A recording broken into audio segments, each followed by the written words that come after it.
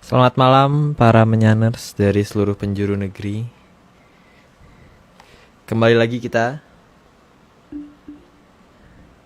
di episode 100. Nah, ini kita hari ini masih membahas Sang Puspa Tajam dengan judul Patine Botohlor.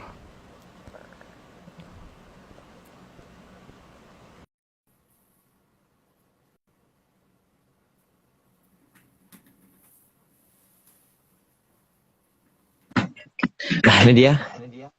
Halo, Halo. Arya. Halo, Om. Ya, Arya.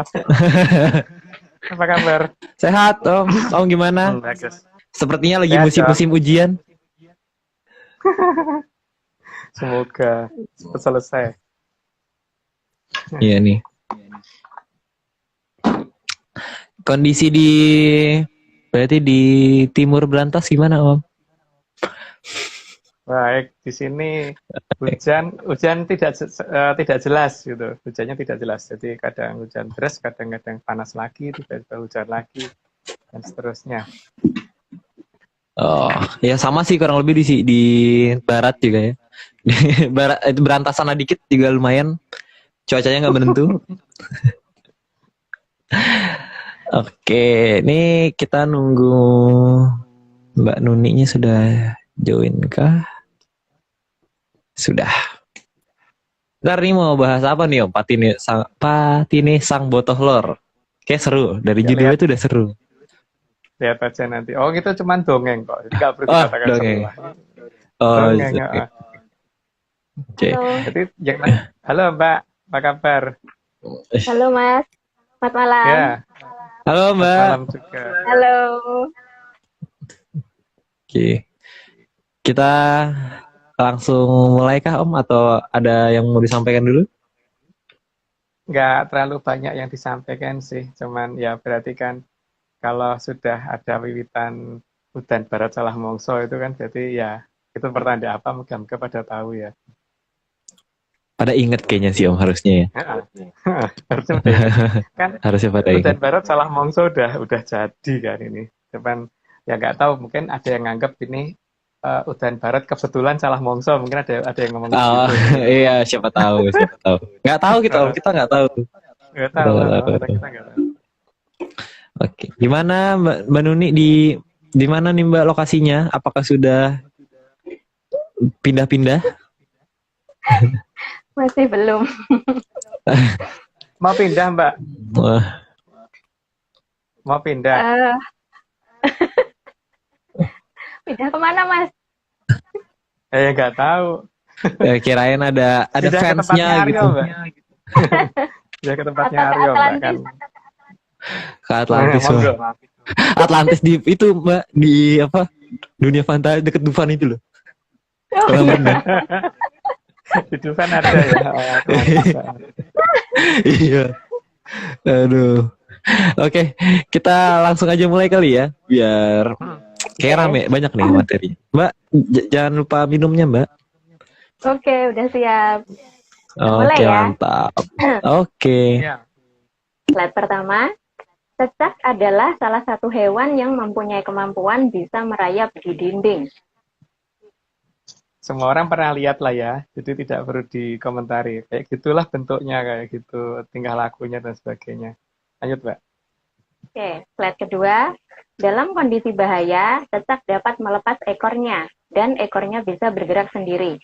Sehingga saat ada predator lain yang mengancamnya, maka sang cecak bisa terlepas dari bahaya dengan mengorbankan ekornya. Nah, itu namanya apa ya? Kalau dalam bahasa kekiniannya apa ya? Autotomi atau apa sih? Aku lupa deh. Karena aku bukan orang yang suka dengan biologi ya, jadi aku nggak teringat juga istilahnya apa, tapi yang jelas seperti itu gitu. lupa. Oh. Lanjut, Mbak. Oke, slide ketiga. Hal yang sama juga bisa dialami oleh reptil yang lain, terutama kadal. Pernah ngelihat sekali kayak gitu. Tak pikir mati, ternyata kabur. Tapi ya ternyata kadal juga bisa mengalami seperti itu. Lanjut aja, Mbak. Oke, slide keempat. Ada juga jenis kadal yang bisa hidup di daerah yang tidak cukup bersahabat bagi kehidupan. Ya itu mungkin Arya lebih paham kalau itu di mana hidupnya. Oh, waduh. Temanku banyak yang melihara kadal kayak gini sih, Om. Oh gitu. Iya. Berarti tempatnya di rumah temannya Aryo ya berarti habitatnya. Iya, tempatnya di rumah temanku. Sama di toko Iya. reptil. Oh, sama di toko reptil berarti. Lanjut, Mbak. Kelima, ada mutan baru yang terjadi antara persilangan cecak dan kadal. Maka namanya adalah cekadal. Cekadal ini membuahkan ordo baru yang dinamakan Ramsaurus atau dikenal juga dengan nama lain Sirex. Baru dengar saya, Mas. Ya itu nanti. Ini anu kok Mbak, dan namanya dongeng kan boleh ngarang tuh Mbak. Kan ini bukan sesuatu hal yang serius, jadi jangan serius Mbak. Ini cuma karena kita mengarang bebas. Ayo lanjut Mbak. Oke. Slide ke-6, sehingga gabungan dari cecak dan kadal yang dinamakan cekadal ini bisa hidup, tinggal, dan merayap dimanapun. Ya karena gabungan dari yang bisa tahan di tempat yang tidak normal untuk hidup dan bisa yang itu ya jadi kayak gitu. Ya, itu istilahnya kita ya. Tapi ya itu namanya dongeng. Ya, kalau di dunia nyata mungkin nggak ada kali ya. Lanjut Mbak. Slide ke-7, cekadal sangat mampu bertahan dalam bahaya apapun karena mempunyai kemampuan adaptasi yang sangat bagus di alam ini. Katanya demikian. Nah, kata yang bikin dongeng maksudnya. Tapi yang bikin dongeng aku kok iya Mbak ya. Iya. Mbak. Kata Om Agung berarti.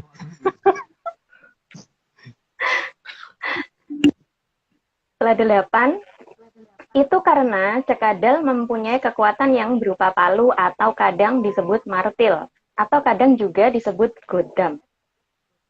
Itu kayak palunya Thor kali ya. Ya, itu ada sesuatu yang dimiliki dia, tapi itu ada di sebelah mananya kan kita belum tahu nih. Lanjutin dulu aja Mbak. Oke, slide 9. Sehingga para cekadal ini bisa membentuk pasukan yang cukup banyak, yang seolah tidak bisa mati karena kemampuan melepas ekornya tadi. Maka akan membuat lawan terkecoh dengan apa yang mereka serang.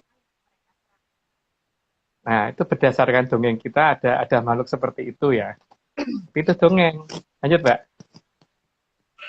10. Sehingga cekadal ini bisa tersenyum di antara desingan peluru karena keberadaan martil yang ada dalam dirinya. Ya sakti banget gitu loh, karena ya ada kekuatan yang tidak bisa didefinisikan oleh makhluk lain selain dia sendiri gitu. Lanjut Mbak. 11. Karena martil atau palu dalam diri si cekadal tadi, maka cekadal bisa dengan sangat mudah memburu mangsanya. Karena dia seolah-olah kebal dari apapun gitu. Yang terlihat seperti itu ya. Jadi makanya dia kalau ada sesuatu yang dianggap membahayakan, dia tidak menghindar karena dia merasa kebal terhadap itu gitu. Lanjut Mbak. 12. Selain itu, cekadal sangat mampu menghindar dari bahaya dengan cara melepas ekornya, sehingga membuat musuhnya menjadi salah orientasi sasaran. Tadi kayaknya udah deh Mbak. Mungkin saya nulisnya kebablasan. Lanjut Mbak. Oke. Slide 13. Sehingga cekadal bisa terlihat bahagia di antara riuh dan bahayanya paprangan. Karena dia merasa bahwa dia tidak bisa diapa-apain. Bahkan senjata yang paling mematikan pun untuk dia hanya untuk bahan tertawaan. Jadi di situ makanya dia berani maju tanpa diminta. Lanjut Mbak. Oke, slide 14. Cekadal sangat mampu memangsa mangsanya, dan banyak mangsanya yang akhirnya rela dan hanya pasrah saat dimangsa. Ceritanya demikian, Mbak. menurut cerita pakemnya demikian gitu loh. Jadi pakem saya maksudnya, jadi bukan pakem yang umum gitu. Tapi paling tidak kalau di Sabda Tomo sedikit banyak ada gitu. Lanjut, Mbak. Slide 15. Namun cekadal lupa bahwa martil yang digunakannya itu ada yang memiliki dan ada yang membuatnya. Ada yang punya yang jelas. Kalau berarti yang punya ini kan pasti akan meminta balik suatu ketika lah. Ini kan Dia merasa bahwa ini tidak akan diminta balik. Makanya dia merasa dengan punya ini, maka dia akan kebal selama-lamanya. Lanjut, Mbak. Slide ke-16, pemilik dari keseluruhan martil yang digunakan oleh sekadal ini tidak akan terima dan akan berusaha agar martil atau palu godam miliknya itu bisa dikembalikan. Ya karena bukan punyanya mereka kan, jadi pasti akan diminta balik. Karena mungkin dianggap membahayakan banyak pihak kalau misalkan tetap ada di tangannya makhluk tersebut gitu Mbak, maka pasti akan diminta balik. Lanjut Mbak. Slide ke-17, meskipun berat, tapi sebagai pemilik aslinya pasti akan berusaha meminta balik palu godamnya. Itu kayak Mbak Anu ya, kayak Mbak Nuni lagi pegang palu ya kayaknya. Gedean palunya itu daripada orangnya. Betul. Lanjut Mbak. Slide 18, pemilik dari palu godam tersebut adalah Nyi Ageng Gala yang berada di daerahnya Sang Botoh Lor. Itu ada di daerah utara ya. Kalau berdasarkan beberapa dongeng yang saya terima gitu ya, dongeng yang terima itu ada di utara, dan nama Botoh Lor memang disebut di banyak cerita, tapi ya salah satunya cerita saya gitu kan. Lanjut Mbak. 19, bahkan sebegitu terkenalnya Nyi Ageng Gala sampai dijadikan nama wilayah yang beliau lindungi. Ya mungkin nama yang dilindunginya mungkin lebih cocok dikatakan daerah Galau kali ya. karena beliau kehilangan palunya kan, maka mungkin Nyi Ageng Gala ini dari daerah yang mungkin bernama Galau atau apa gitu. Lanjut Mbak. Oh nomor berikutnya udah ada. Ya, slide 20. Nyi Ageng Gala berasal dari kota Galau yang ada di wilayahnya Sang Botoh Lor. Yang namanya Botoh Lor ya, berarti di utara ya. Cuma utara itu sebelah mana lah, itu tergantung yang bikin dongeng. Itu tergantung aku dong ya. Itu terserah saya berarti. Lanjut Mbak.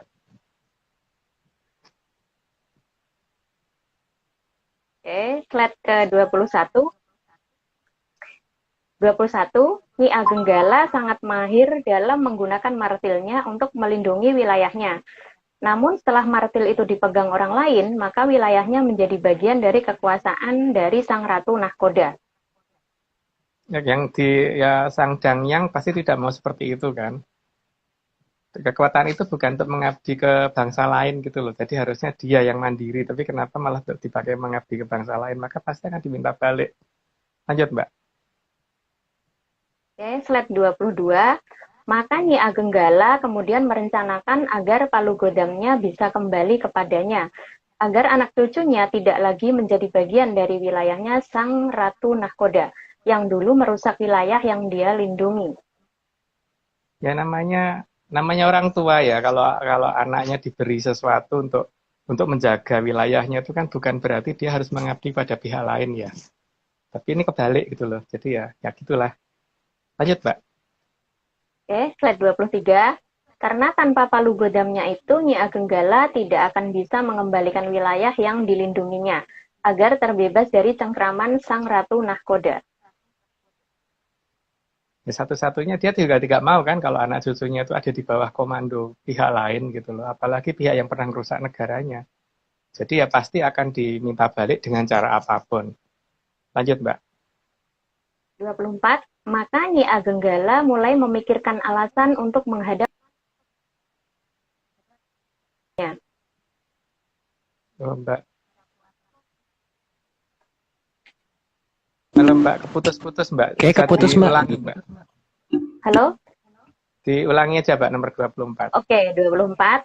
Maka Nyi Ageng Gala mulai memikirkan alasan untuk menghadap Maharatu di Atlantis untuk meminta bantuannya. Ya, karena beliau mengerti bahwa kerajaan besar ini bisa menaklukkan negara manapun, maka beliau minta bantuan dari Atlantis untuk minta bantuannya bagaimana supaya satu-satunya pusaka yang bisa untuk memuktai negaranya ini bisa dipegang kembali untuk memuktaikan negaranya, bukan untuk berada di bawah negara lain. Lanjut Mbak. Oke, slide 25. Sebagai danghyang yang setataran dengan Hapsari, Nyi Agenggala lalu berpakaian selayaknya Hapsari dan bersiap mengadukan masalah ini ke keraton Atlantis.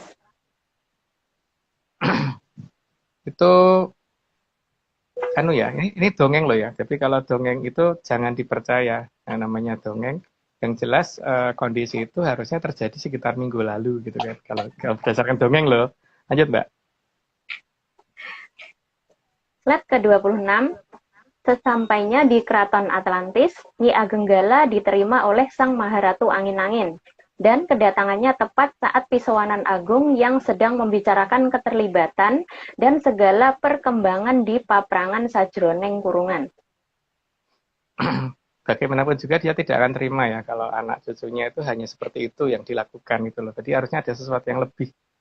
Jadi ketika digunakan untuk seperti itu ya bagaimanapun ya orang tua nggak akan mau. Lanjut Mbak. Oke, slide 27. Permintaan dari Nyi Agenggala langsung didukung oleh Tumenggung Surenggono, yang juga sedang menghadap Sang Maharatu Angin-Angin.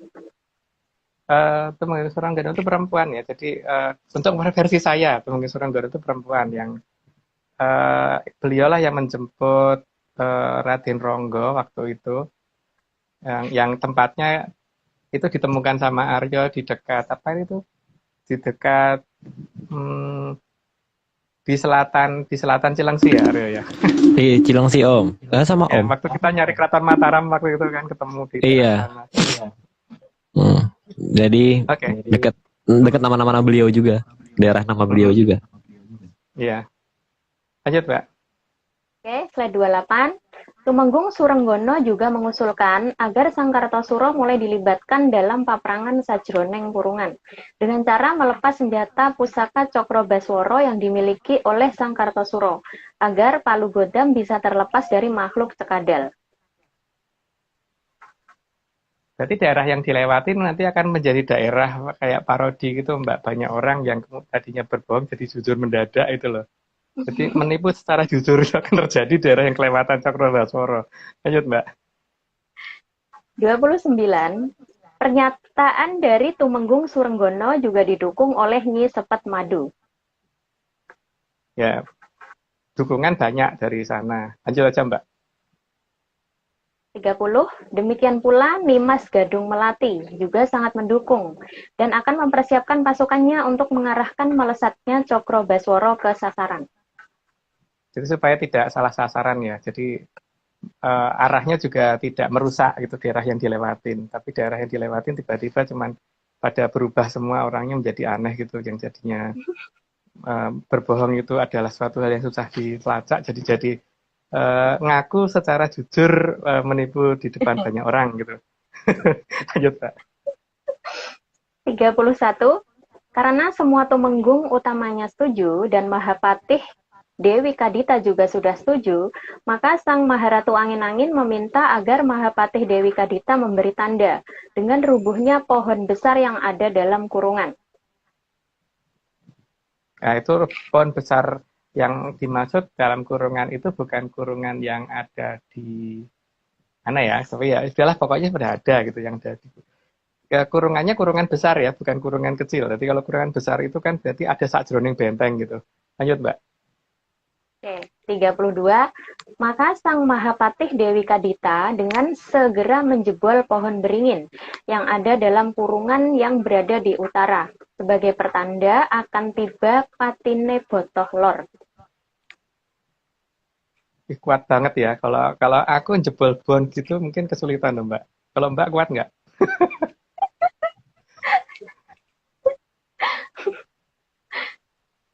Oke, lanjut aja Mbak. Lanjut, 33. Sementara Sang Maharatu Angin-Angin sowan terlebih dahulu ke Sang Ayahanda, Sang Mahaprabu Sri Aji Joyoboyo, meminta izin agar Sang Kartosuro diizinkan menggunakan Cokro Basworo. Karena pemiliknya beliau kan, jadi Kartosuro itu hanya ketitipan ya, ketitipan. Jadi tidak menggunakan, cuman tidak memiliki, cuman ketitipan. Makanya dalam menggunakan itu juga harus ada seizin dari yang punya gitu. Lanjut Mbak. 34. Segera setelah selesai pisowanan agung, Sang Maharatu angin-angin segera menghadap ke Sang Mahaprabu Sri Aji Joyoboyo.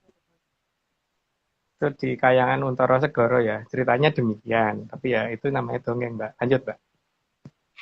35.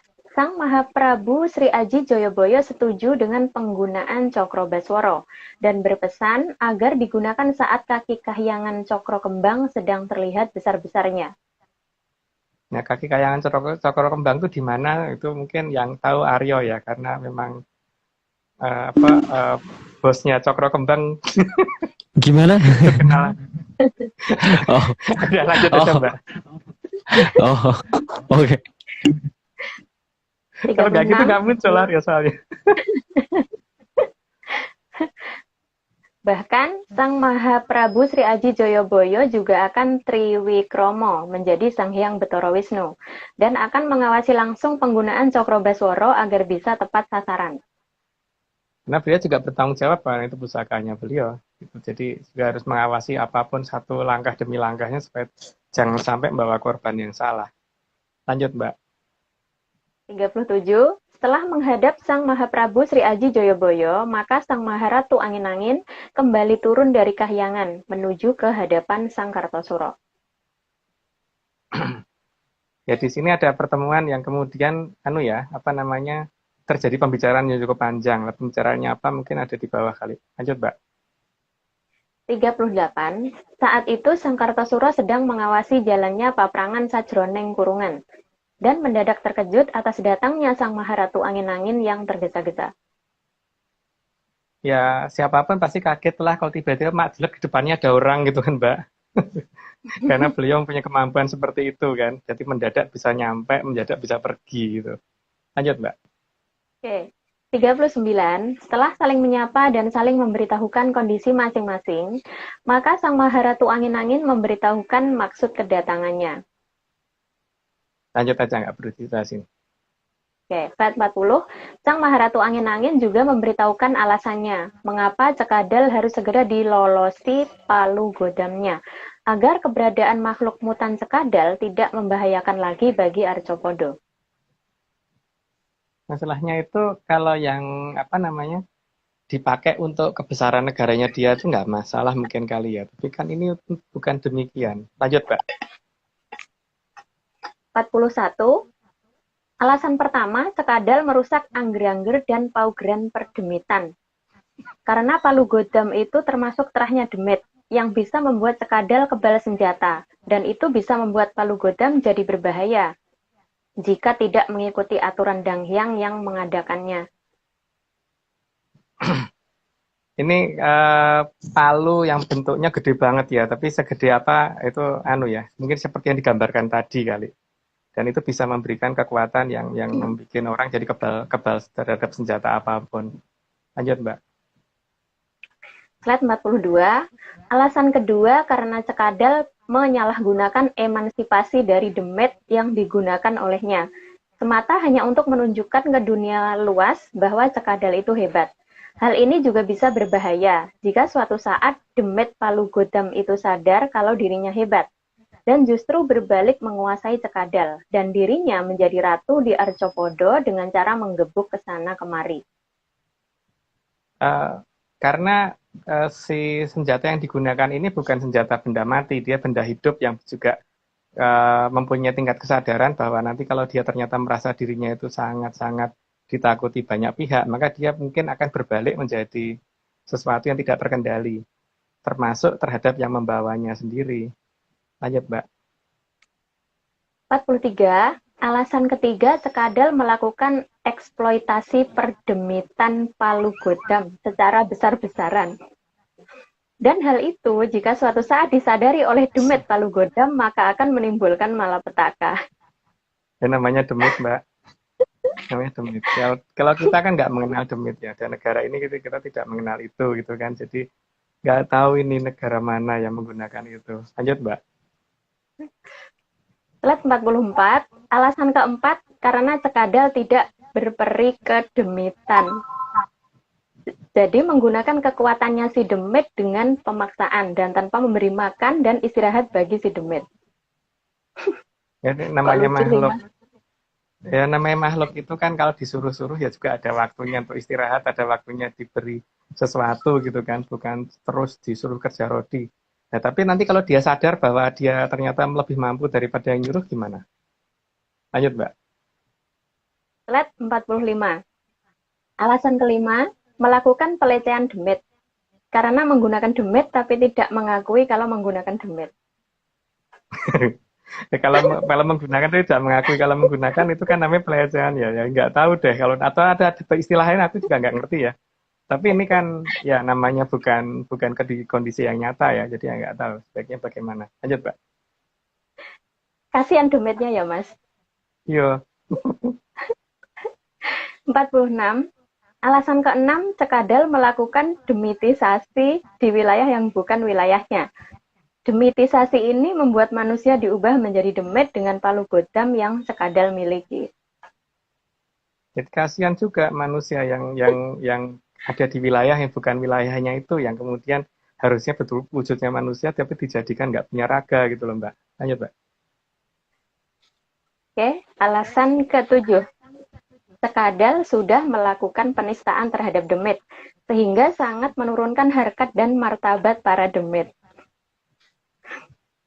Ya kalau kalau itu kan mungkin anu ya alasan dari mereka gitu. Tapi ya kalau aku sih nggak ngerti maksudnya apa gitu. Walaupun yang nulis kan. Lanjut, Mbak. Slide 48. Alasan ke-8 karena Cekadal tidak mau mengakui eksistensi perdemitan dan malah menganggap ini bantuan dari Sang Hyang Bathara Kala. Padahal Cekadal tahu pasti bahwa yang digunakan adalah demit. Ya mengganti-ganti istilah yang macam-macam itu sehingga sesuatu yang digunakan tidak diakuin tapi justru mengaku seolah-olah itu dari pihak lain yang membantu gitu loh. Lanjut, Mbak. Slide 49. Selain itu, masih banyak alasan lainnya yang diungkap oleh Sang Maharatu Angin-Angin. Keseluruhannya ada 133 alasan, sehingga sangat mendesak agar Cokrobaswara harus segera digunakan. Alasannya sangat banyak dan alasan yang diungkapkan tadi kan hanya alasan yang ini ya, yang untuk dagelan gitu. Tapi alasan yang seriusnya memang tidak diungkap di sini karena ya cuman nggak ada gunanya juga, namanya juga dongeng kok, nggak perlu diceritakan di sini gitu. Lanjut, Mbak. Oke. Slide 50. Sebelum menggunakan Cokrobaswara, maka Sang Kartosuro naik dulu ke Kahyangan dan mohon pertimbangan dari leluhur yang dekat dengannya. Naik ke Suraloyo, jadi di sana kemudian bertanya kepada para leluhur yang selalu ngomong beliau. Jadi akhirnya setelah mendapat persetujuan baru turun lagi gitu. Nah, cara hal seperti ini tuh mungkin zaman sekarang udah hilang ya cara-caranya. Cuman tapi untungnya kok masih ada orang yang masih mengerti tata cara itu gitu. Yang Rogo Sukmo itu seperti apa gitu. Lanjut, Mbak. 51. Sang Hyang Bathara Kamajaya mendadak mendatangi Pisowanan Agung di Kahyangan Suraloyo saat Sang Kartosuro sedang menghadap leluhurnya. Dan Sang Hyang Bathara Kamajaya yang akan memberi tanda pada saat yang tepat dalam menggunakan Cokrobaswara. Karena kan Bathara Kamajaya sama Sang Hyang Berdari Ratih itu yang punya kayangan cokro kembang dan itu yang bisa memberi tanda karena yang paling kelihatan dari Arcopodo kan itu gerbangnya ya bukan kayangannya. Lanjut, Mbak. 52. Sang Hyang Bathara Kamajaya mengizinkan penggunaan Cokrobaswara saat purnama tiba, agar sang pusaka bisa dikendalikan oleh para batara agar tepat sasaran. Jadi tidak ngawur ya dalam penggunaan itu, tetap harus ada persetujuan dari yang punya, terus kemudian ada banyak yang mengawasin, jadi tidak asal lempar terus wah kena gitu enggak. Jadi semuanya dalam pengawasan banyak pihak. Jadi tidak asal gunakan, asal gebuk terus asal bangga gitu. Lanjut, Mbak. Oke, slide 53. Sang Hyang Bathara Kamajaya juga berpesan agar Sang Kartosuro juga meminta Nimas Gadung Melati supaya mengikuti melesatnya Sang Cokrobaswara, agar daerah yang dilewati Sang Cokrobaswara tidak terjadi kerusakan. Uji coba mungkin sudah terjadi ya, tapi cuman mungkin tidak kita jelaskan di sini. Cuman paling tidak Kalau di belahan utara harusnya udah mulai kelihatan bunder warna biru gitu loh seharusnya. Lanjut, Kak. 54. Sementara itu, Sang Hyang Betara Ismoyo juga memberitahukan ke para punokawan yang lain agar sangat waspada. Ya, karena jangan sampai Cakrabaswara ini nanti melesat malah ngawur kemana-mananya nggak jelas gitu. Berarti kalau misalkan Nimas Gadongwati tidak sanggup, para punokawan harus bisa mendukung itu gitu loh supaya bisa terkontrol dan terarah. Ya walaupun mestinya di atas juga ada dari Bathara yang pada ngawasin juga. Tapi tetap aja di bawah juga jangan sampai ada yang lengah gitu ya diinginkan oleh Bathara Ismoyo atau Ki Lurah Semar. Lanjut, Mbak. 55. Juga Ki Lurah Petruk yang pernah menjadi Mahapatih di zaman Sang Mahaprabu Sri Aji Joyoboyo dan masuk ke raganya Sang Mahapatih Doko atau Ki Tunggul Wulung dan akan masuk ke tangan Sang Kartosuro sebagai Toh Jali atau Toh Putih. Itu ciri-ciri yang mungkin bisa diperhatikan bahwa akan ada orang yang ketempatan Toh Jali atau ketempatan Toh Putih. Akan ikut mengawasi melesatnya si Cakrabaswara juga supaya gampang mengawasinya ya harus paling dekat paling dekat dengan dirinya. Harus paling dekat dengan dirinya yang mempunyai itu. Lanjut, Pak.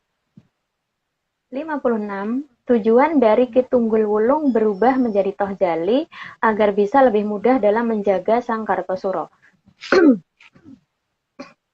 Tapi beliau sempat marah itu karena tadinya Kartosuro tidak tahu kalau itu salah satu wujud Toh Jali, dipikir itu apa ya panuan apa gitu karena warnanya putih di tangan gitu loh, Mbak. Dipikir seperti itu, makanya beliau sempat marah, ingson ditundung gitu. Lanjut, Mbak. Oke, slide 57. Setelah turun dari Kahyangan, Sang Kartosuro meminta nasihat dari Ki Lurah Semar yang saat ini bernama Ki Tunggul Jati Joyo Amongrogo. Itu versi saya ya, versi saya. Kalau orang lain mau pakai nama yang lain ya monggo. Tapi kalau saya kan memberi kenalnya dengan yang namanya Ki Tunggul Jati Joyo Amongrogo itu ya. Dan salah satu tempat yang pernah beliau datangi adalah Serandil gitu. Lanjut, Mbak. Slide 58. Pada saat yang bersamaan, Ki Tunggul Wulung berubah menjadi Toh Jali dan masuk ke tangannya Sang Kartosuro. Ya itu nggak tahu tangan sebelah mana, tapi yang jelas ada di tangannya beliau. Lanjut, Mbak. 59. Setelah paham dengan semua yang harus dilakukan, maka Sang Kartosuro segera menuju tempat di mana Cakrabaswara disembunyikan dan diikuti oleh semua punokawannya.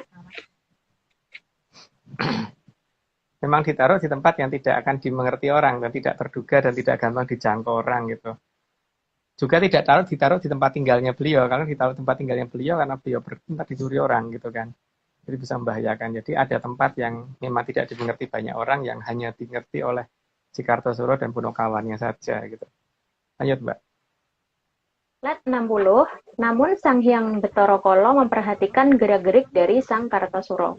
Maka Sang Hyang Betara Kala meminta si Buta Cakil agar menghadang langkah Sang Kartosuro. Karena dia tidak mau perang sajroning kurungan cepat selesai, Mbak. Kalau bisa itu agak lama gitu supaya dapat mangsanya banyak gitu. Lanjut, Mbak. 61. Sehingga langkah Sang Kartosuro terhambat oleh si Buta Cakil. Maka terjadilah adu debat antara Sang Kartosuro dan si Buta Cakil.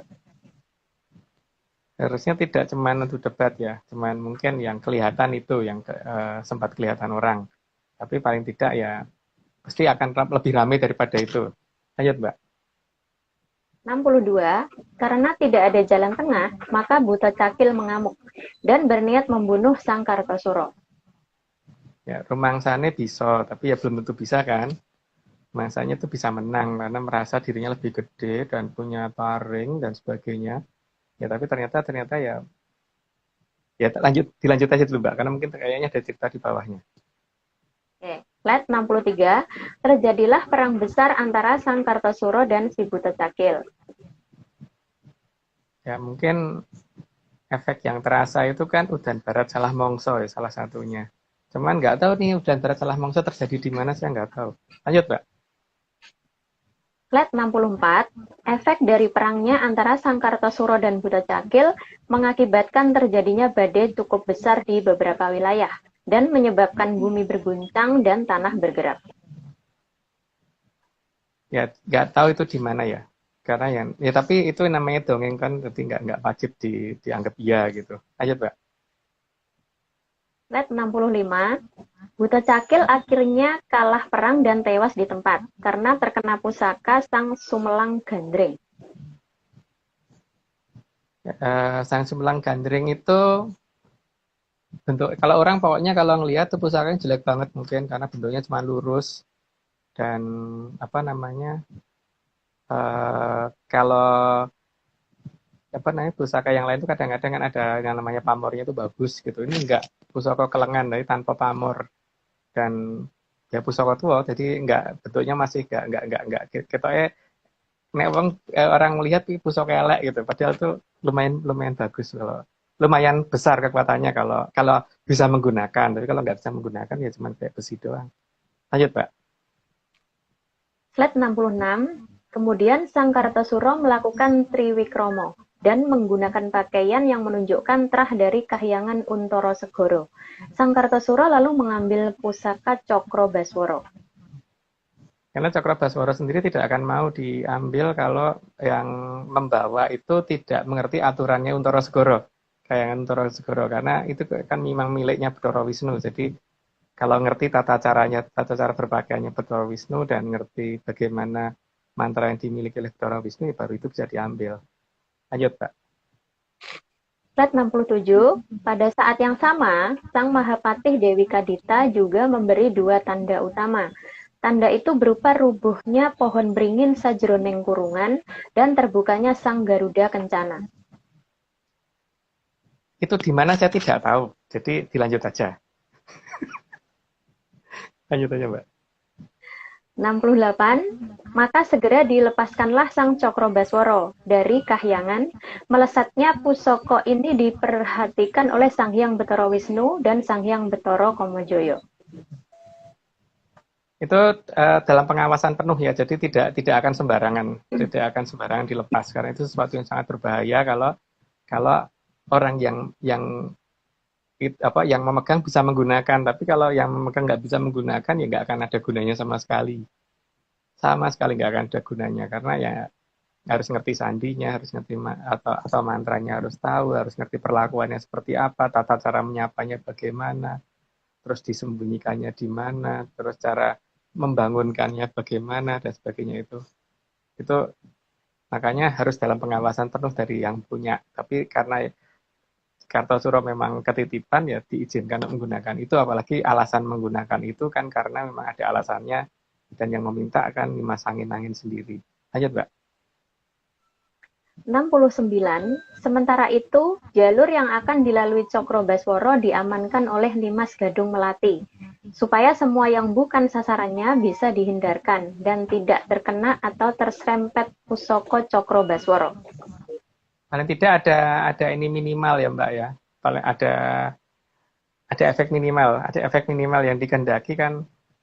Jadi akan terjadinya banyak wilayah yang kemudian nantinya maling aku maling itu akan terjadi gitu loh. Jadi ada wong ngapusi ngaku ngapusi itu akan terjadi gitu di wilayah-wilayah dilewati lah si Cokro Basworo ini, karena memang namanya aja Cokro Tibosworo kan, itu Cokro Basworo, jadi akan membuat sesuatu hal yang berhubungan dengan suara gitu kan. Lanjut, Mbak. Slide 70, daerah yang dilewati oleh Cokro Basworo tetap ada efeknya, namun efeknya menjadi bagus. Karena daerah yang dilewati nantinya orang-orangnya jadi tidak bisa berbohong, atau malah mengakui kalau bohong, meskipun tidak sadar kalau mengaku. Ya, misalkan ngomong bahwa seharusnya dia tidak mungkin punya duit 100 miliar, terus bisa ngomong aku punya duit 100 miliar gitu. Misalnya gitu loh, Mbak. Contohnya orang yang kena Cokro Basworo itu begitu gitu loh. Jadi masyarakat langsung sadar bahwa oh ini pasti maling gitu loh. Lanjut, Mbak. 71, sehingga banyak wilayah yang tadinya sering terjadi penipuan menjadi tempat penipuan yang jujur mengatakan karena telah menipu. Yaitu efek bagusnya di situ ya. Efek bagusnya Cakrobaswara tuh di situ. Oke, lanjut aja Mbak. 72. Dan sang makhluk cekadal tidak sadar kalau Cakrobaswara sedang menuju dirinya, sehingga juga tidak berusaha menghindar. Karena dia merasa bahwa mungkin juga tidak ada yang sanggup untuk memegang itu gitu, dan mungkin itu dianggap sebagai sesuatu yang sifatnya cuma legenda, cerita, atau mungkin dianggap sebagai sesuatu yang tidak mungkin ada. Dan sehingga ya dia hanya menganggap bahwa yang ada cuma yang tak pegang, dan yang tak pegang itu yang nyata, sehingga ya nggak ada yang bisa mengalahkan yang tak pegang, hanya begitu kan. Sehingga dia kalau toh mengerti pun akan mengabaikan itu karena merasa bahwa itu nggak akan ada gunanya terhadap dia gitu. Lanjut Mbak.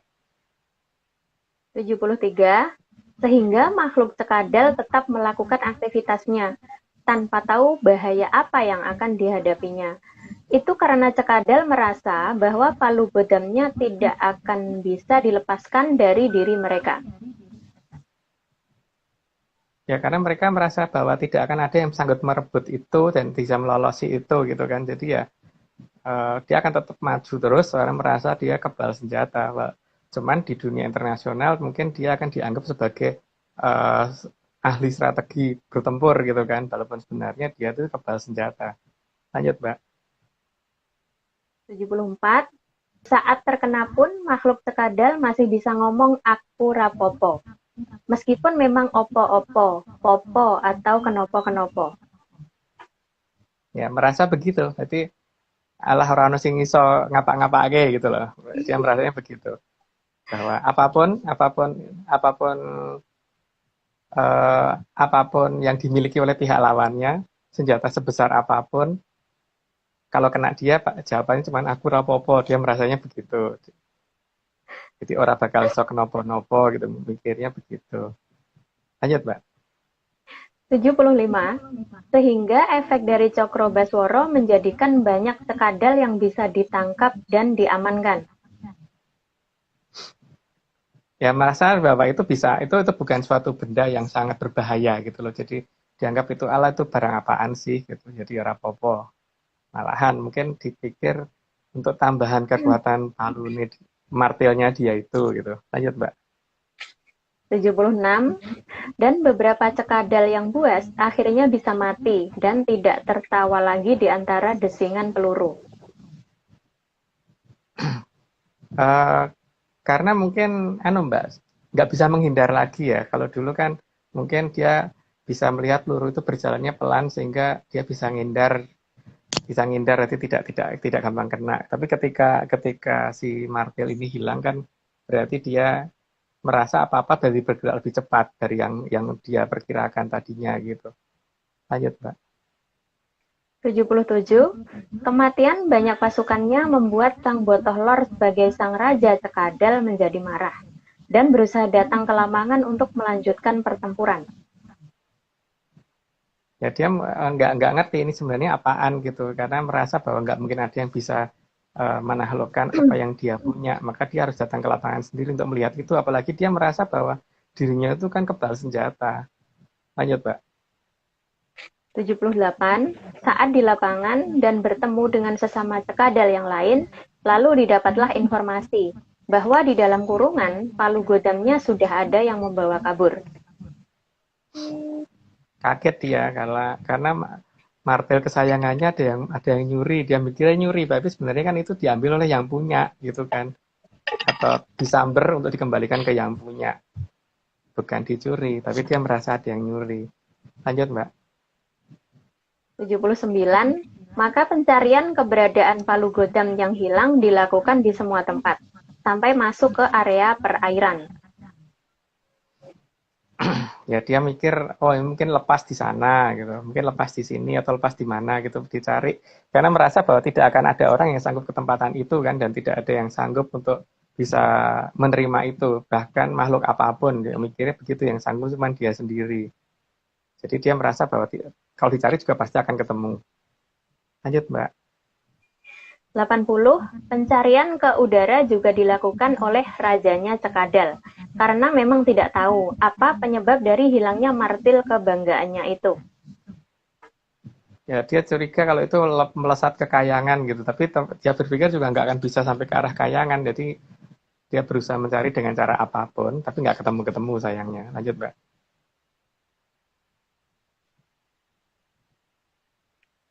81, maka dengan tanda pola pencarian yang benar, sang Raja Cekadal mulai mengamuk dan memangsa apapun yang bisa dimangsa. Ya karena mungkin di dalam makhluk itu ada palu godamnya yang hilang gitu, tapi ternyata bukan gitu kan. Jadi apapun dia habisi karena demi mencari itu kan. Jadi akan membahayakan sebentar sih pada saat hilangnya itu. Lanjut, Mbak. 82, sehingga makin lama akan semakin terlihat secara jelas siapa sebenarnya dan apa tujuan dari sang Raja Cekadal tersebut, meskipun di awal terlihat baik.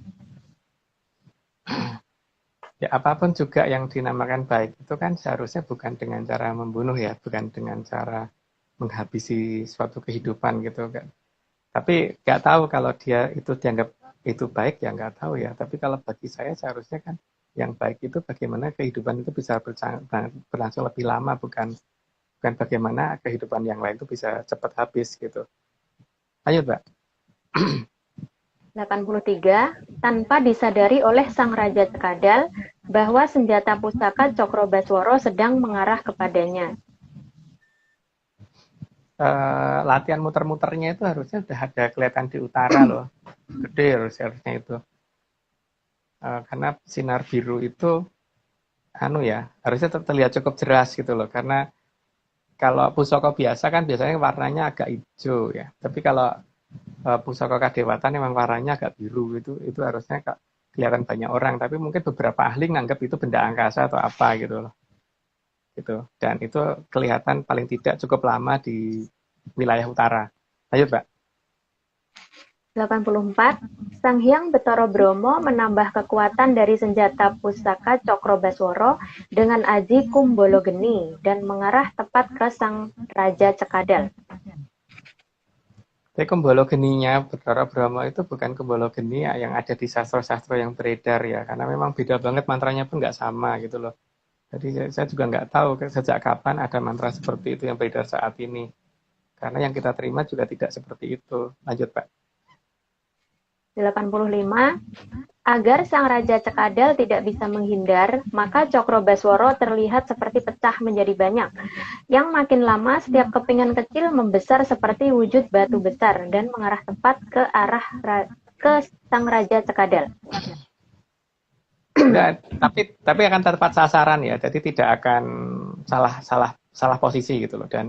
Dan itu gunanya hanya untuk ngelolosin kekuatan, bukan sampai mematikan gitu. Lanjut, Mbak.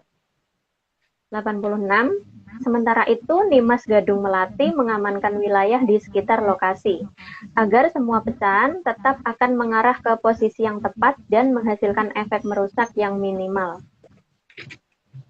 Yang jelas cahayanya biru ya.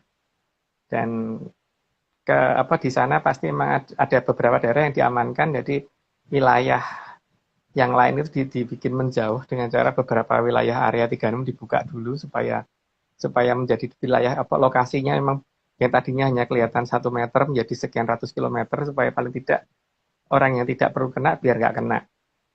Lanjut, Mbak. Setelah 87, akhirnya sang Raja Cekadal menyadari akan adanya bahaya yang mengarah pada dirinya, namun malah tidak menghindar karena merasa bahwa dirinya masih kebal. Ya, karena masih merasa mampu, ya itu haknya dia. Itu dongeng loh ya, jadi jangan dianggap serius. Lanjut, Mbak. 88, setelah terkena Cokrobaswara, sang Raja Cekadal tidak mati, tapi menjadi lemas, karena hilang semua kekuatan yang dia bangga-banggakan selama ini. Jadi diingat ya bahwa Cokrobaswara tidak untuk membunuh, tapi hanya untuk melolosi kekuatan. Jadi seperti yang dilakukan Atlantis kan juga demikian. Yang dirusak itu alatnya ya, jadi bukan orangnya, bukan bunuh orangnya. Bahkan kemungkinan besar kalau terkena tembakannya yang dari Atlantis nanti, orangnya mungkin malah tidak luka sama sekali, tapi senjata yang dia bawa habis. Lanjut, Mbak. 89, lambat laun kekuatannya mengecil, dan di sini baru sadar bahwa dia berada di tengah pertempuran yang sangat besar.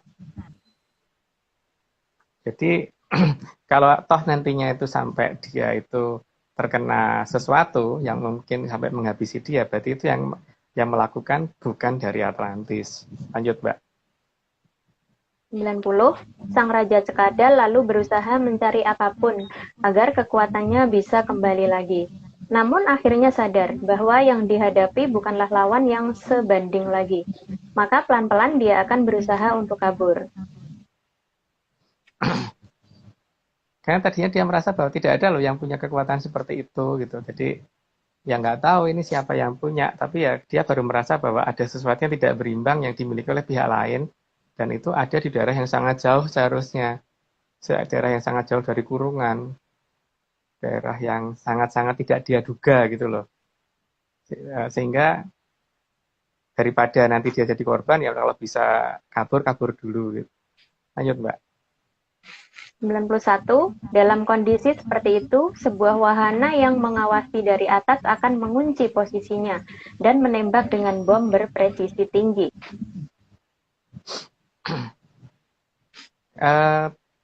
Jadi ini kalau yang ini kan jelas bukan dari Atlantis ya, karena Atlantis tidak akan menggunakan peralatan sesederhana itu gitu. Jadi di sini ada pihak dari luar Atlantis yang kemudian menlock dia untuk menghabisi dia gitu. Jadi Atlantis tugasnya hanya untuk melolosin kekuatannya saja.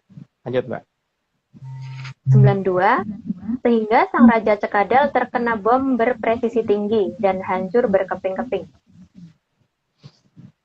Cuman apakah ternyata benar-benar hancur berkeping-keping apa tidak, yaitu nanti mungkin bisa diperhatikan. Tapi kalau saya itu nggak mengerti apakah dia itu benar-benar akan hancur atau masih tetap hidup tapi cacat, atau masih tetap hidup tapi terus nggak bisa apa-apa, atau lumpuh, atau masih tetap hidup dan sehat-sehat saja gitu kan, Mbak. Nah itu nanti ke depan itu bisa diperhatikan. Lanjut, Mbak. 93, hal ini membuat pasukan kuning kembali maju dan terus bergerak menekan pasukan merah yang sudah mulai kewalahan. Dukungan akan makin banyak, terutama dukungan dari sesuatu hal bisa diraba dengan menggunakan teknologi sekarang. Jadi pasukan merah kan merasa menang secara teknologi, tapi ternyata ada teknologi yang tidak bisa dia definisikan. Makanya seperti adanya penyerangan di satu wilayah yang masuk wilayahnya dia, itu diserang oleh suatu pesawat yang berkecepatan sangat pelan, tapi ternyata menyerang balik nggak bisa, dan menangkap pesawat yang menyerang juga nggak bisa, menembak jatuh juga nggak bisa, dan posisinya di mana bahkan sampai sekarang kalau katanya Bapak Aryo belum diketahui. Ya Aryo. Gimana? Itu yang apa, dua pesawat yang pakai baling-baling itu yang nyerang ke arah timur itu kan akhirnya sampai sekarang belum diketahui kan? Nggak ada yang ngaku. Nggak ada yang berani ngaku. Nggak ada yang berani ngaku, atau memang nggak bisa memang nggak ada itu. Atau memang benar-benar bukan dari peradaban sini. Cuman pura-pura pakai peradaban sini. Uniknya tuh, lucunya itu mereka itu nyebutnya itu sebagai apa ya, istilahnya lore, apa sih, kayak apa ya, legend, apa, legenda gitu loh, kayak legenda perang gitu ceritanya. Kayak cerita doang jadinya. Padahal aslinya ada. Sasarannya tetap sama kan, bahwa daerah yang diserang itu tidak ada korban jiwa gitu loh.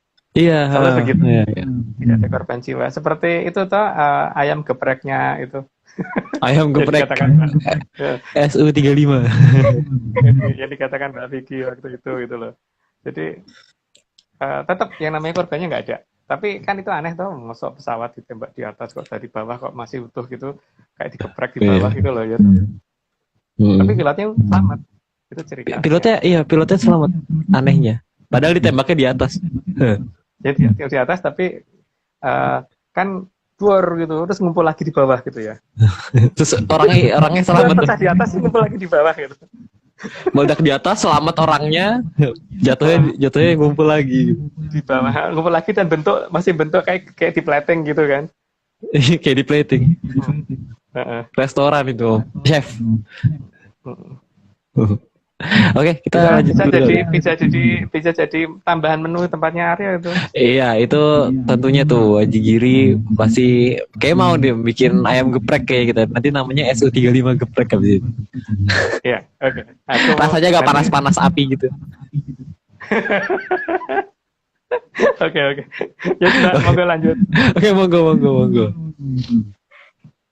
94, sehingga semua usaha bela negara pasukan kuning dan biru terus berlanjut, dan makin lama semakin berhasil mendesak mundur pasukan merah. Jadi kalau alasannya itu bahwa ada pihak lain yang akan menekan pasukan merah, dia sadar nggak pada saat dia dulu menguasai banyak wilayah itu, wilayah yang dia kuasai itu masyarakatnya sejahtera atau masyarakatnya hidup dalam ketakutan gitu loh.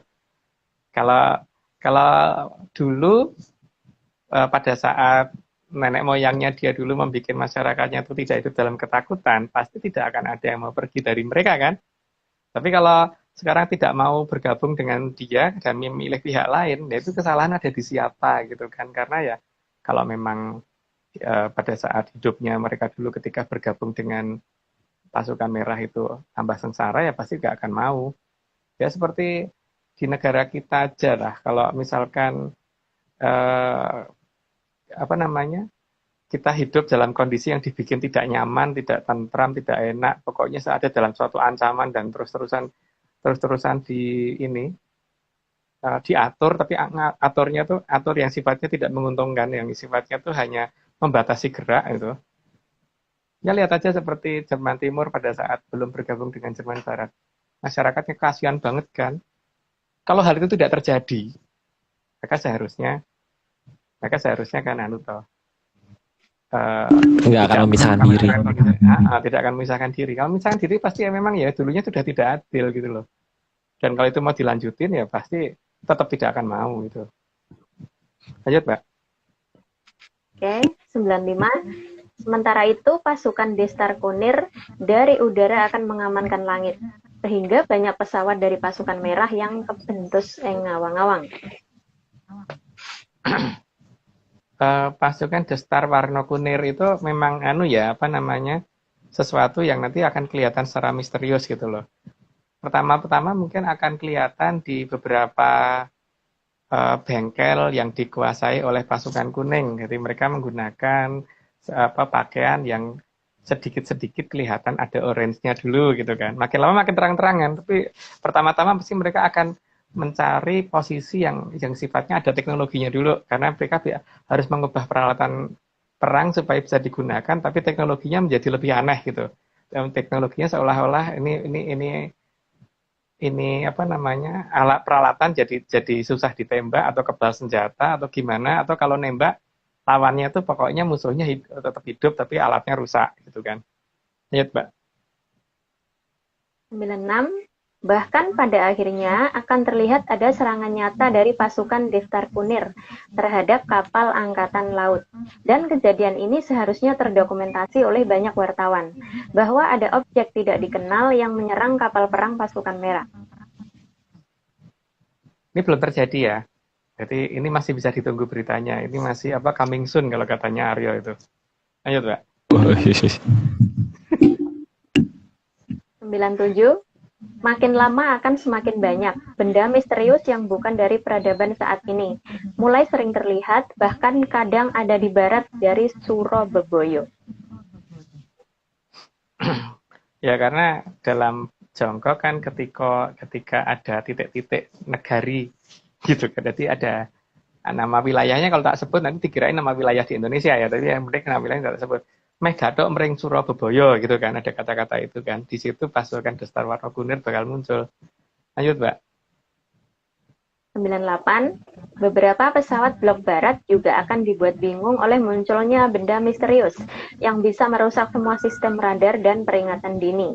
Dan kejar-kejaran antara pesawat blok barat terhadap pesawat Destar Kunir pun terjadi. Cuman ini apakah nanti dipublish apa tidak tahu ya. Tapi untuk beberapa yang lama pernah dipublish waktu mereka latihan kejar-kejaran itu sudah pernah dipublish. Cuman untuk yang nanti apakah nanti dipublish apa tidak, karena yang bisa memvideo tentu saja yang ada di dalam kokpit pesawat. Lanjut, Mbak.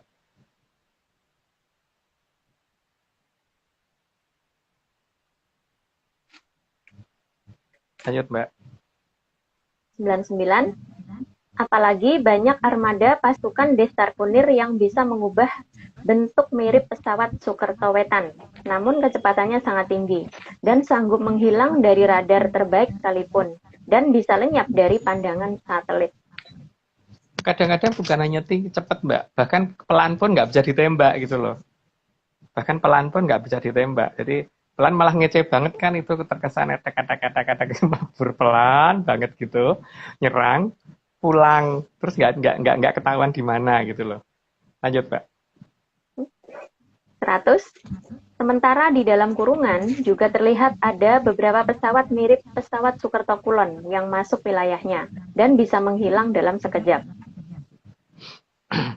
Jadi karena ini ya, sebenarnya bentuk aslinya tidak seperti itu, tapi kelihatan seperti itu. Jadi orang mengira bahwa itu adalah pesawat dari mana, tapi ternyata bukan, karena itu memang itu pesawat-pesawat misterius yang nanti akan ikut serta.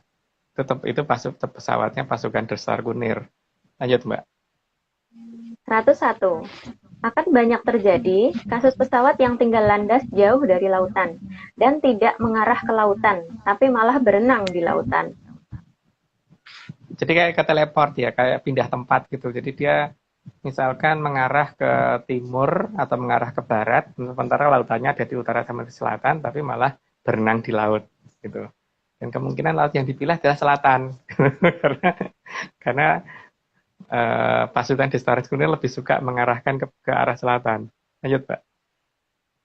102. Beberapa pesawat Sukertokulon bahkan sangat jelas tertembak tanpa diketahui penembaknya dan jatuh dengan sangat tragis di dalam kurungan. Padahal saat terbang tidak mengarah ke dalam kurungan. Ya, tapi ya itu tadi, pilotnya masih hidup, biasanya begitu. Walaupun mungkin walaupun parasitnya nggak mengembang sekalipun, pokoknya tetap akan sampai bawah dalam kondisi hidup. Karena yang disema ya ditembaknya, ya dirusaknya peralatannya. Lanjut, Pak. 103. Beberapa radar yang masih aktif mendadak akan membingungkan, karena saat berkomunikasi dengan pesawat yang dikontrolnya, justru malah menunjukkan ke arah yang keliru. Atau kalau diminta ke barat, malah menuju ke timur. Karena ada jammer yang lebih kuat, yang tidak mereka sadari, dan itu bisa mengubah semua arah. Dan itu hanya dimiliki oleh pasukan Destar Kunir. Lanjut, Mbak. 104. Banyak pilot baik dari pihak timur maupun barat yang akan bingung membedakan arah timur dan barat, juga arah utara dan selatan. Bahkan tangan kanan dan kiri saja mereka bingung membedakannya, karena ada kekuatan yang membuat mereka setengah tidak sadar, namun mereka sadar. Karena ada gelombang Sastradhara yang dikeluarkan dalam jumlah yang sangat besar dan dalam intensitas cukup besar. Dan itu bisa mengaruhi pola pikir dan logika orang gitu, Mbak. Sehingga akhirnya orang jadi disorientasi dengan dirinya sendiri, apalagi terhadap yang di luar dirinya sendiri. Lanjut, Mbak. 105. Sementara saat itu, di darat juga banyak pasukan yang terlihat sadar, tapi ternyata tidak sadar. Merasa melaksanakan perintah, tapi ternyata melanggar perintah. Ini semua karena terkena efek dari Cakrobaswara. Jadi memang akan terjadi keadaan seperti itu. Dia merasa melakukan perintah, merasa mendapat perintah untuk menyerah gitu kan. Jadi mereka menyerah, atau mereka mendapat perintah untuk menyerang, tapi waktu menyerang ternyata temannya sendiri. Atau mereka merasa mendapat perintah untuk menyerang, tapi malah meletakkan senjata, karena mereka dalam definisi mereka menyerang adalah meletakkan senjata gitu loh, Mbak. Dan sebagainya, pokoknya aneh deh, lihat aja nanti. Lanjut, Mbak. 106. Ada banyak yang merasa maju dengan gagah berani, tapi ternyata malah menyerah pada sesuatu yang tidak bisa mereka lihat. Jadi ada banyak yang maju dan kemudian merasa bahwa dia akan sanggup melawan, tapi ternyata kayak kebentuk sing awang-awang gitu loh. Jadi kayak kesandungi roto, kebentuk sing awang-awang, sehingga daripada dia jatuh terus dan daripada kebentur oleh sesuatu yang tidak diketahui, mending menyerah aja. Lebih baik milih selamat daripada melawan sesuatu yang tidak bisa mereka lihat. Lanjut, Mbak. Oke. 107.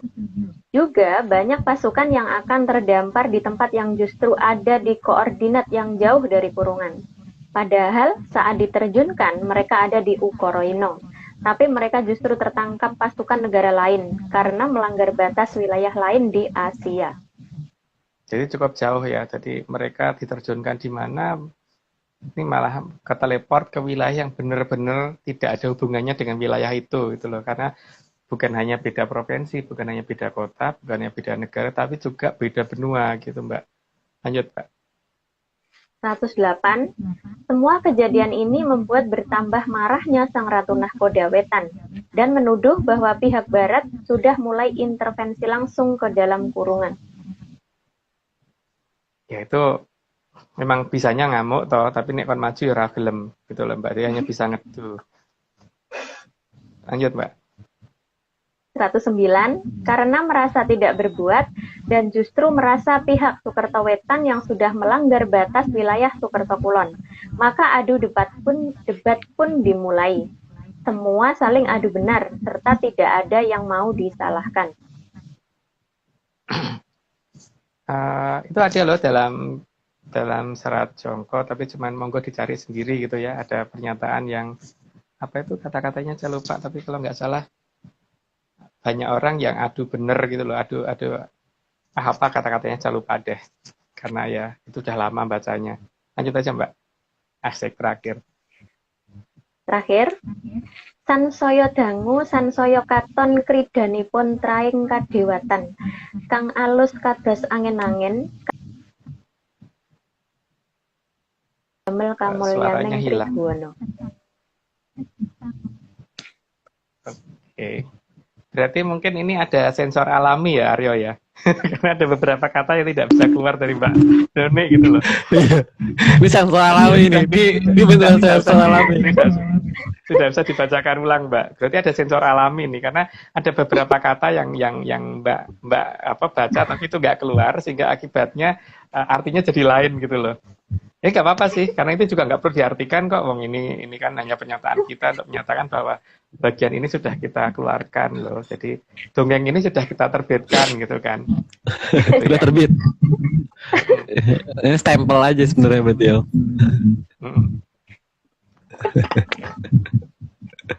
Oke. Mas Agung. Nih masih sama ya kemarin juga. Kenapa Mbak? Silakan Mbak. Itu cekadal apanya kadrun sih? Wah ya, saya nggak ngerti Mbak. Saya tidak pernah ngerti yang Mbak omongkan tadi. Aku ngertinya aku cuman ini toh Mbak, apa namanya, ngarang dongeng gitu kan, pakai nama apapun ya, mau pakai nama pitik kayak atau nama bebek kayak itu kan terserah yang ngarang toh Mbak. Cuman aku nggak tahu pakai nama yang umum gitu loh. Aku taunya kadal yang di rumah temanku, Om. Oh ya. Ini kita nggak ada yang berubah, masih belum ada yang berubah ya di slide terakhir juga masih belum ada yang berubah.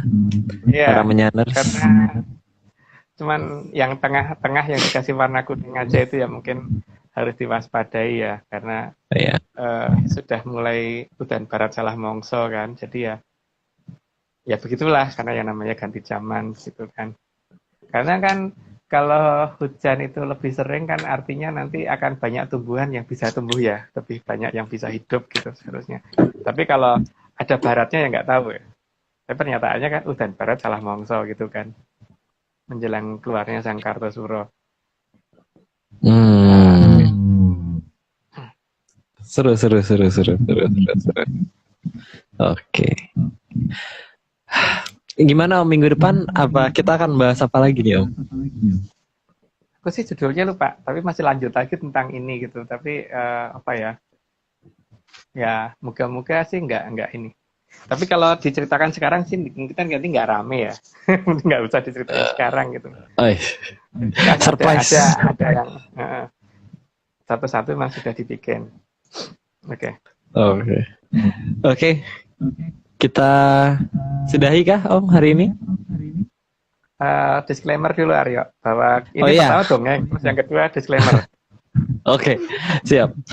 Pertama-tama kita disclaimer dulu bahwa yang kami ceritakan pada hari ini adalah dongeng semata.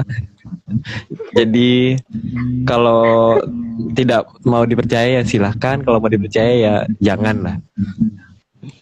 Oke, jadi disclaimer berikutnya, tim Atlantis Research Center atau ARC tidak pernah menjual jasa untuk berkomunikasi atau bertemu dengan para leluhur dalam bentuk ritual apapun.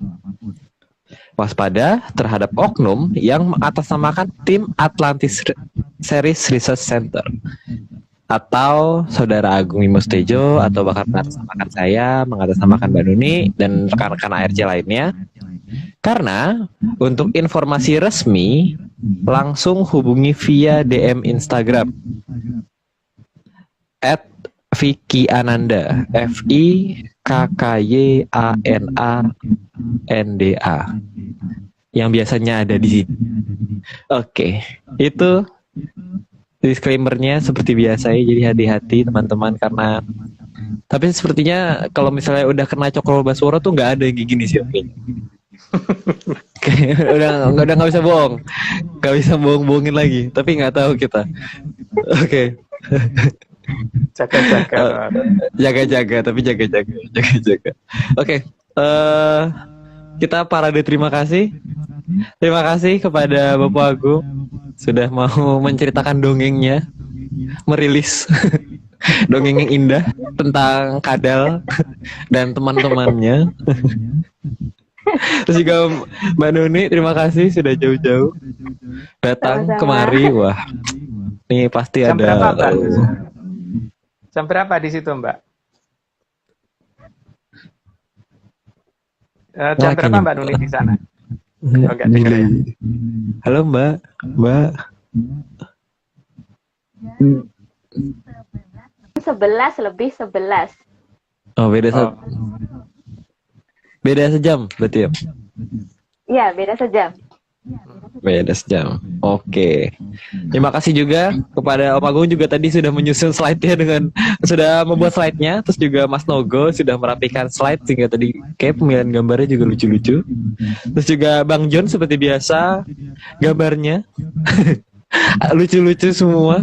Dan kali ini keren sih, aku ngerasa gambar kali ini detail dan kayak menceritakan sesuatu gitu kayaknya, nggak tahu sebenarnya.